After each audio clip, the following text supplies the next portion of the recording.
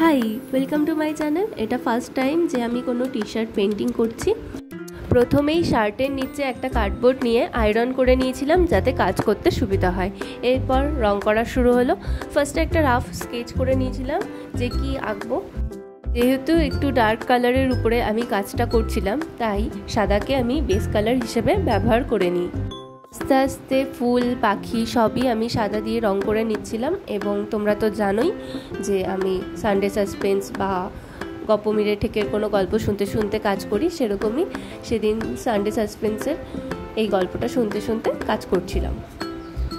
Base কালারটা হয়ে যাবার পরে আমি ব্রাউনের সাথে কিছুটা হোয়াইট মিশিয়ে একটা লাইট ব্রাউন কালার তৈরি করে নিয়েছিলাম এবং সেটাই আমি গাছের ডালে অ্যাপ্লাই করেছি।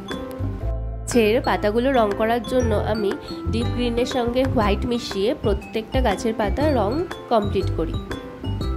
গাছের পাতাগুলো রং হয়ে যাবার পর কয়েকটা ফুল আমি রং করে নিয়েছিলাম, যেগুলোর ভিডিও ক্লিপ আমার নেওয়া হয়নি। তো পরে ইয়েলো অ্যান্ড হোয়াইট মিশিয়ে এই দুটো ফুলের রং করছিলাম, সেটাই আমি তোমাদের সাথে শেয়ার করলাম।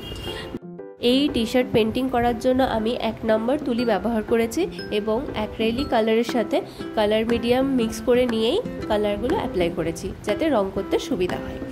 এরপর তো মেইন কাজ যে পাখিটাকে রং করা, তো সেটাও শুরু করলাম। ব্লুয়ের সাথে হোয়াইট মিশিয়ে আমি পাখিটাকে রং করার চেষ্টা করেছি এবং বডিতে পার্পেলের সাথে হোয়াইট মিশিয়ে কালার করার চেষ্টা করেছি, যেটা ভিডিওতে খুব একটা ভালো বোঝা যাচ্ছে না। যাই হোক, এইভাবেই আমি টি শার্ট পেন্টিংটা পুরোটা কমপ্লিট করি। এই টি শার্ট পেন্টিংয়ের ক্ষেত্রে যেটা সমস্যা সেটা হলো রংটা খুবই হালকা আসছিল, তাই আমাকে ডবল কোট করে কাজটা করতে হয়েছিল। সম্পূর্ণ ভিডিওটা দেখে জানিও কেমন লাগছে, আর ভালো লাগলে একটা লাইক, কমেন্ট এবং শেয়ার করো।